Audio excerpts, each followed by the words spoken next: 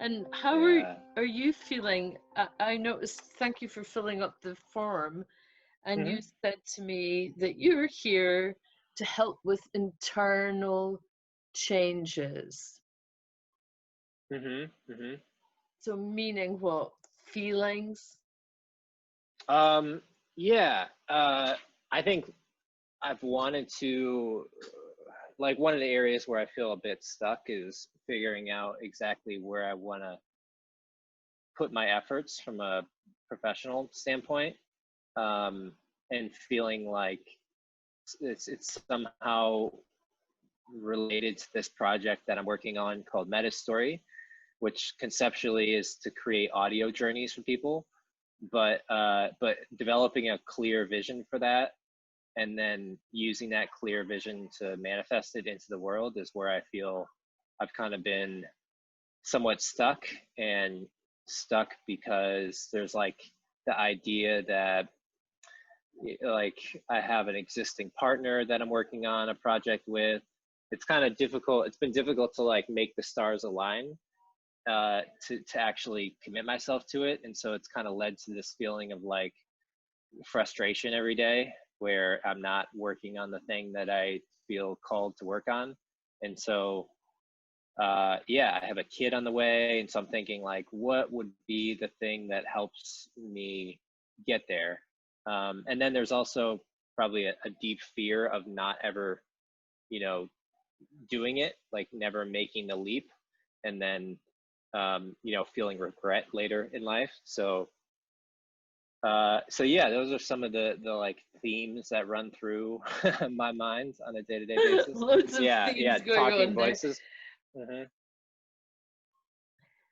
Wow, that does sound like a lot, and I'm going to have to unpick that a little bit.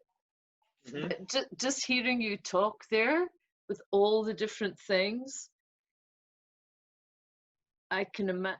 I am. It sounds scattered and all over the place. So, is that how you're feeling, Mike? Uh, yeah, yeah, kind of like fearful of not uh, giving myself the opportunity to pursue something that I think is my like life's work. Like, I suppose it's almost like it's like future regret for for a decision I haven't made yet. Um, yeah, yeah, if that Yeah. makes sense. So, okay. So let me just unpick it a little bit so I'm absolutely sure. So you, first of all, I don't even know what meta story is. It's an audio journey, Hmm. but you're not. Did you say you're not sure how to put it out in the world? Do you mean what vehicle?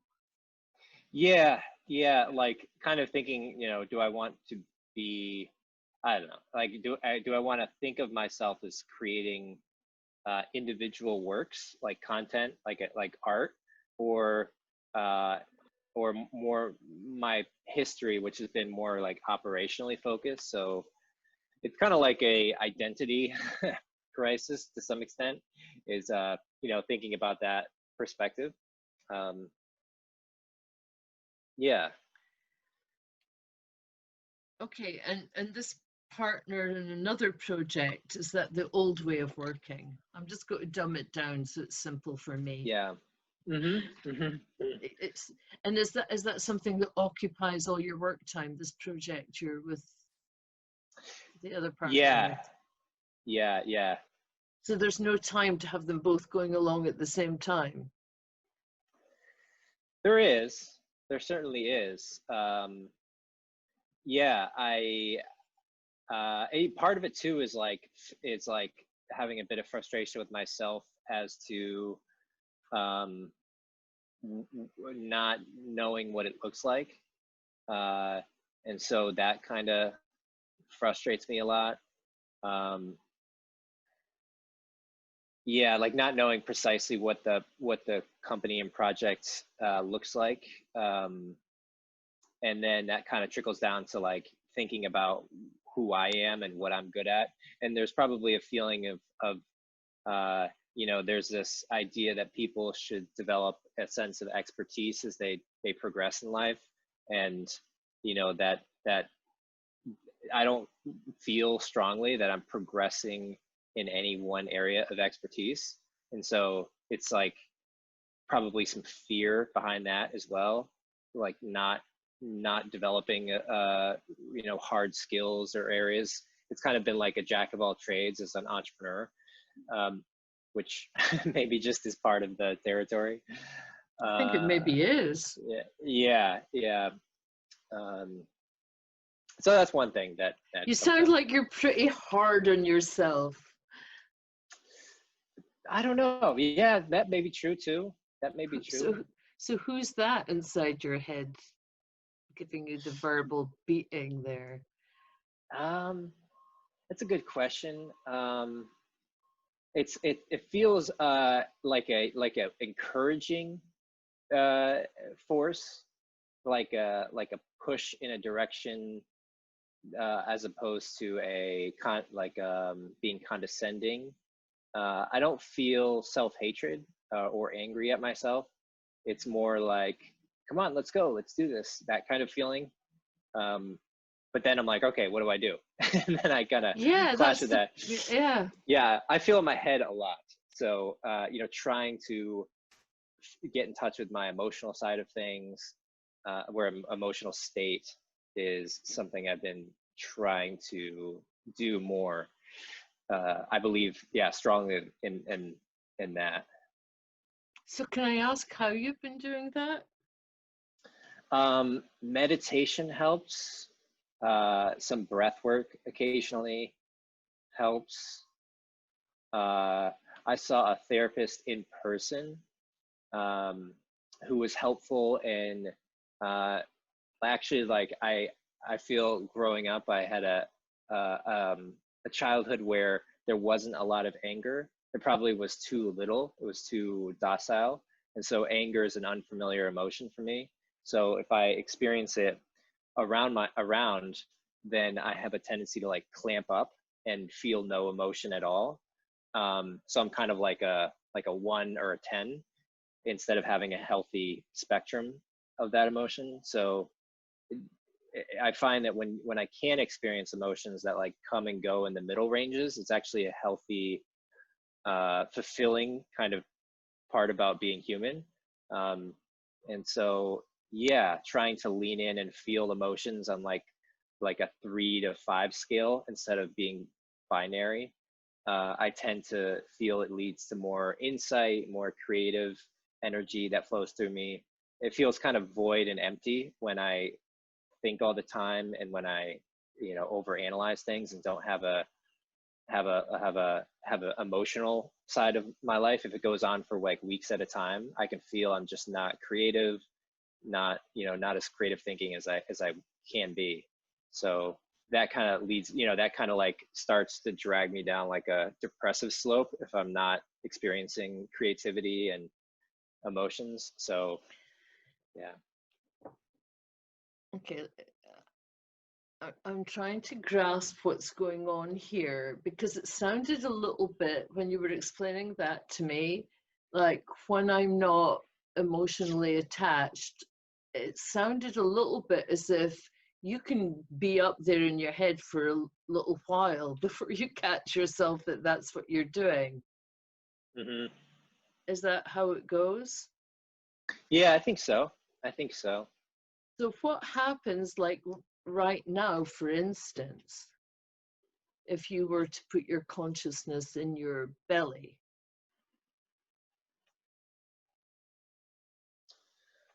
That's probably the the right way to go about feeling more. No, you're answering me with your head again. I don't know. So go into your belly, actually go there, and then tell me what happens. Have a little journey, a meta journey, meta story to your belly. I don't know. I feel aware of it, but it feels quite still and settled. Yeah, my belly feels like that too. And if I deliberately relax my belly, and my bottom, and you know, that sort of lower half, it whole thing kind of feels heavier.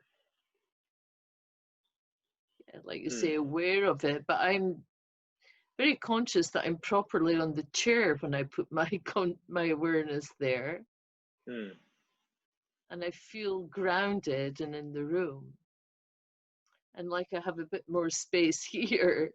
You know, instead of being in this sort of yappy word in Los Angeles, that yappy bit of your head, suddenly it's like the peripheries open a little bit. Huh? Yeah, yeah. And then if you go here, let's have a little journey to your heart center now.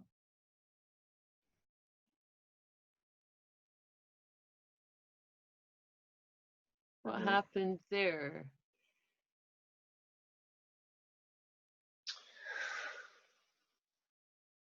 I can feel my heart beating. I feel aware of it. Nothing particular arises as far as a emotion, just kind of an awareness of the beating. So if you were to just for a second, let's close our eyes and drop our awareness and our consciousness right into the heart center. You can sort of imagine a temple of your own wisdom right there in your heart. And just put, you know, that thing, that creative thing that you were telling me about, the new idea, the new project right there. And see what that brings up.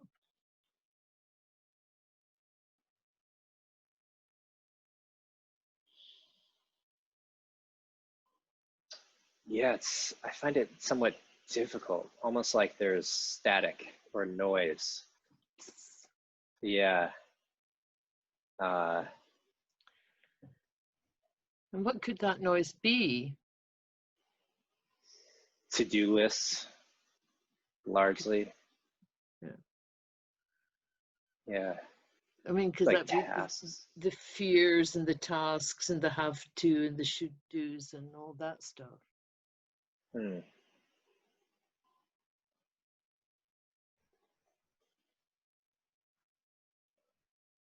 Yeah, and the unfamiliarity with the process. So like feeling kind of going between fully believing in it to questioning in it, and then I'm already thinking again. So it's like a retreat back to thinking over and over again. But there was no comfort there with that one in the heart.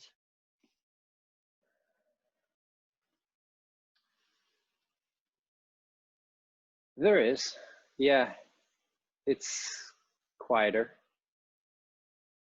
Okay. So if you were to ask in your heart center, just a very simple question, what do I need right now? Let's try that one, see what you get.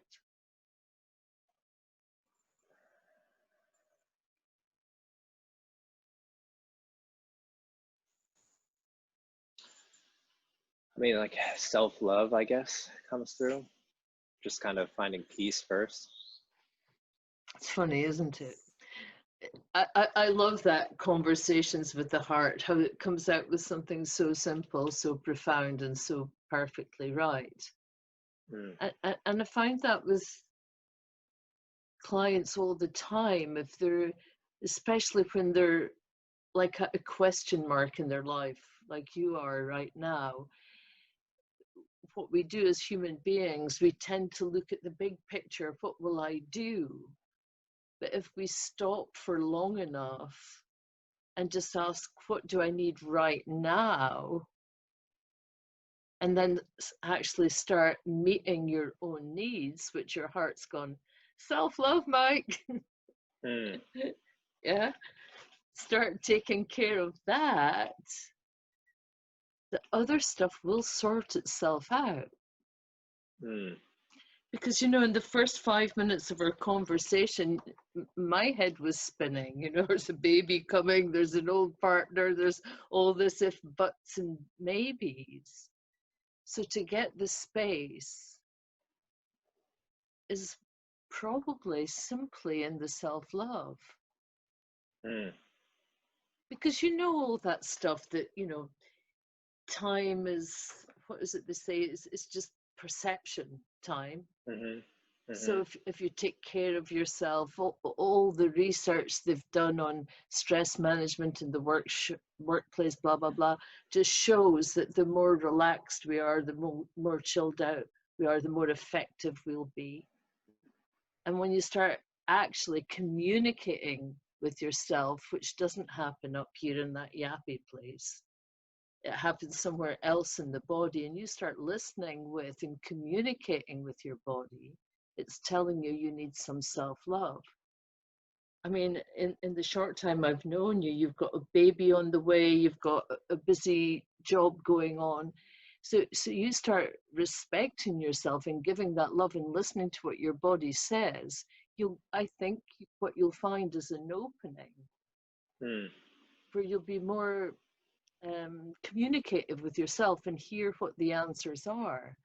Because the brain is, or the mind, I'm not even sure how you would refer to this part, is not always the best tool for those kind of decisions. Yeah, no, it's the wrong tool to decide what you want to do, because we have infinite possibilities. It's useful for getting there, you know, but you know, to determine where you want to go is, it's, yeah, I agree with you. Conceptually, I'm on the same page. Yeah. I think it's just, yeah, there's also, you know, we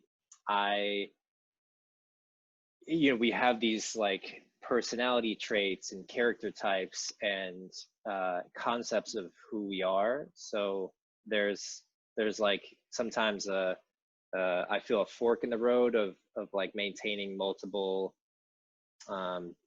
persona directions, like this is what I have done, or this is what I believe I'm good at, and this is who I am, versus this is also incredibly interesting or attractive path, and they're not the same path. And so you know, feeling kind of overly distributed, or like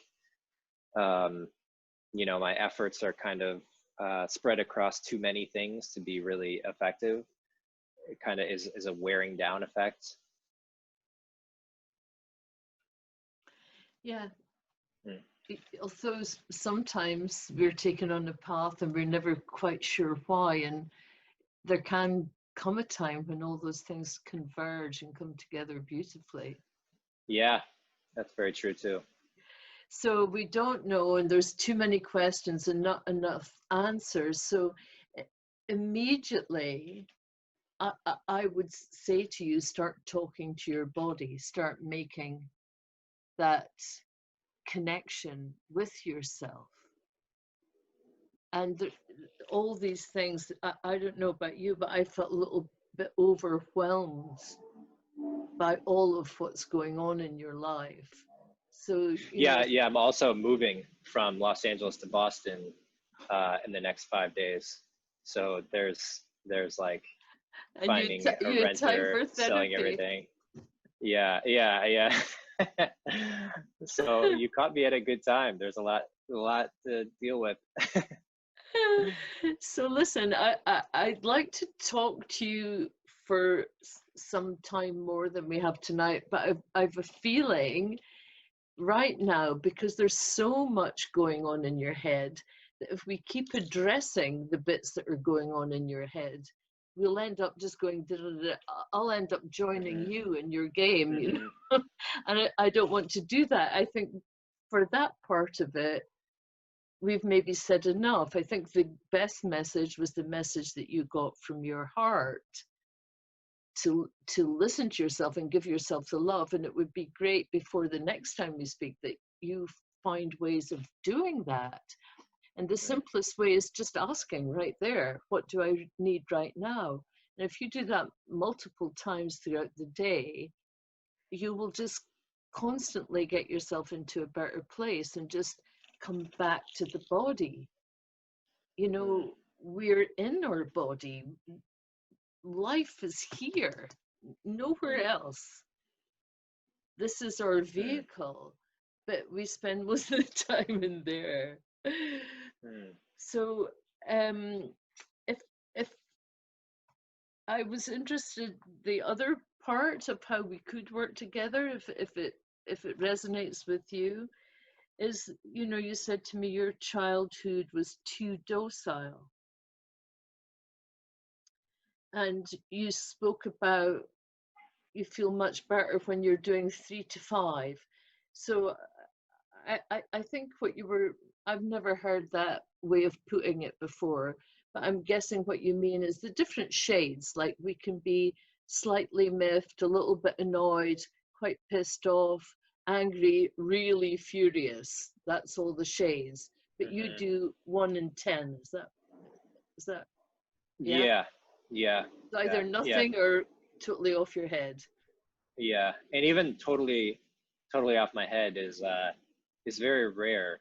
And it's almost like it has to accumulate quite a bit, and then it just kind of, I go from like not feeling anything to feeling like I want to break something or like punch a refrigerator. And so yeah, that doesn't feel great. It feels like a healthy relationship with those emotions, anger, grief, you know, those sorts of, not negative, but challenging The ones emotions. we're not supposed to feel. I mean, we all got that Yeah. stereotypical. It's funny that you're in Los Angeles and saying that to me, because I'm here in the northeast of Scotland. I always say it's not like we're from Los Angeles. We don't show our feelings. But I guess it's the same the world over. There, you know, you're in the family and it's not okay to be angry. We don't do anger in this family. So you've got like a little stain in your energy field, if you like, that says it's not okay to be angry. So you hold it in and hold it in and hold it in till it, on occasion. Yeah, that's probably true.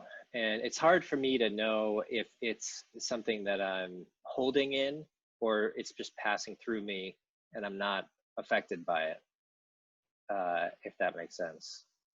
Yeah. But the thing is, if other people in the world can do it, Mike, so can you.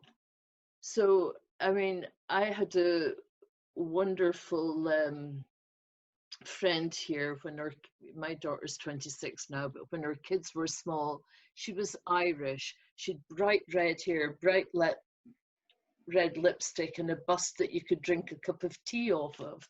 And she was a proper, you know, she drove in her Range Rover with her shirt with the collar turned up and her pearls. And I went to the local supermarket with her one day, and the assistant was a little bit cheeky to her. And I'll never forget what my friend said and how she said it to this woman. She went with her bust and she said, "I'll have you know, madam." And she just scolded her like that from that place. And I remember thinking, wow, I wish I could do like that. Really? That was your thought, huh? Yes, because she wasn't aggressive. It wasn't wrong. She was absolutely correct. You know, they say there's nothing wrong with anger. It's being angry with the right person in the right moment. It's not Yeah. the emotion. Yeah. It's because what we do sometimes is we take our anger out on the wrong person, or we should have said something, then we didn't, then we get all angry with ourselves later and it's all inside us. And I realize that some of that's going on with you, but on the periphery of your consciousness, you're not entirely aware of it, but you know, you're nodding your head, you kind of get what I'm saying. So what I used to do was copy people like that, people who could do it better, and it becomes, it's very stilted and artificial at first. Mm. But you can learn, and you Yeah. can learn these little signs within yourself. There will be signs when you're angry. Yeah. Yeah. I struggle with anger in particular, knowing I almost feel I have like I can feel it coming on and then I can just let it go, or I can decide to feel it. And it's this strange, uh, like, decision that I, I feel is somewhat unique. I don't know if I'm right in that, but if I start to feel angry, I can just say, well, this person clearly must have, some other issues going on and they're not angry at me. I don't take it personally. And so I can just let it go. But I can do that all the time. And so I just don't feel angry at people, or, life. Like if it's in a traffic jam, it's like, well, being angry isn't going to help. Why be angry? And so I just let that go. And so I just don't feel it, and I can decide to feel it, but then I think to myself, how is that helping me? It's kind of like, why hit your head on a wall if you don't have to? Whereas other people, it just kind of comes up, for them, and it's more difficult to just let it go. So I don't know. I don't know. That's also true with other emotions, where it's this strange feeling of having autonomy over feeling the emotions. And so in some ways it feels just, not genuine to myself. It's almost like, okay, I can decide to feel happy here, or I can decide to feel jealousy or grief or sadness or anger or whatever it is, but I can also just decide not feel that. And so there's this strange feeling of like having too much control. I don't know if that's something you've heard before, Well, or I know I've never met anyone like you in my I life don't know. before. You're the Really? first. Oh, that's not something that's good to hear. I think some people would pay for your trick. Really? I don't know. Be careful what you wish for. No, I don't know. I don't know that I would, but I'm sure, because I often hear people say the opposite, like they wish that they could flatline through life. Their emotions are too much like this, and they'd Mm. rather it went like that. Mm-hmm. So, I don't know how you would feel about us doing a little bit of regression work where we could go back to some of those times where you just felt that well, I don't know if you felt, I don't know if it was your choice, but you said too docile was the words that you used to me. So what I'd like to pick at that, to be honest, and see what came up. Mm-hmm. What was going on? Were you frozen? Were you numb? Were you shocked? Were you scared? Mm. Yeah. So particular time where I felt that way. Yeah, but I mean, we would go into trance to do that. We would just make Mm-hmm. another session and do it because we need a slightly different setup to what we've got right now.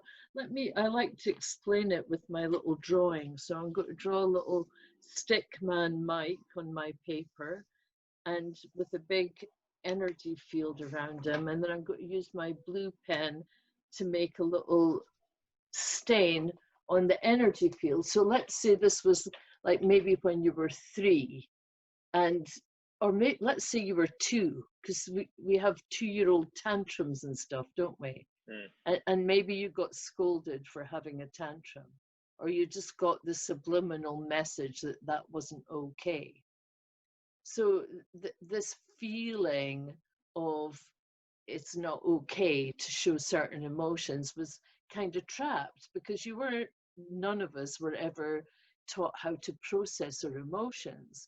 But there Mm. it is, sort of bleeping away on your energy field. And because of the law of attraction, you come across a similar situation when you were 6 or something.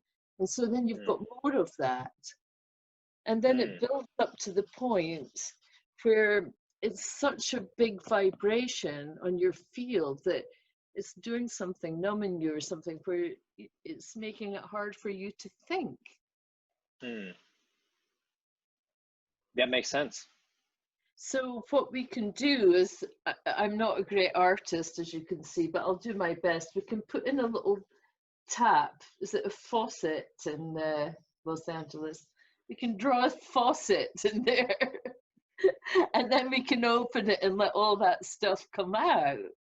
So it's not That's going to great. stop bad stuff happening in the present. Life will still be life, and there'll be good days and bad days, but you can stop carrying it all from the past and bleeping out to the universe, you know, whatever Mm. message you're bleeping out to the universe right Hmm. now. Does that make Hmm. sense? Totally. So Yeah. how would you feel about doing that and having Very, the very open to it. Okay, so let's do that, Mike, because I'm Sure. aware that you've got to go in 5 days to Boston.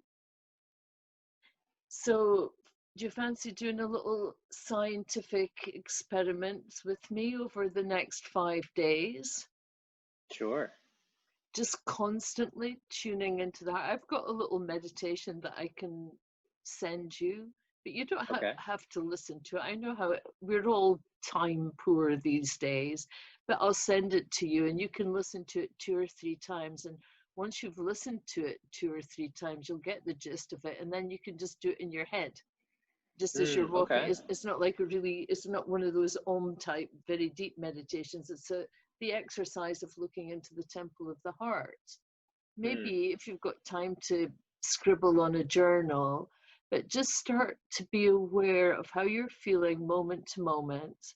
And when you do get feelings, of where you're feeling them in your body. mm, Just keep coming back to the body.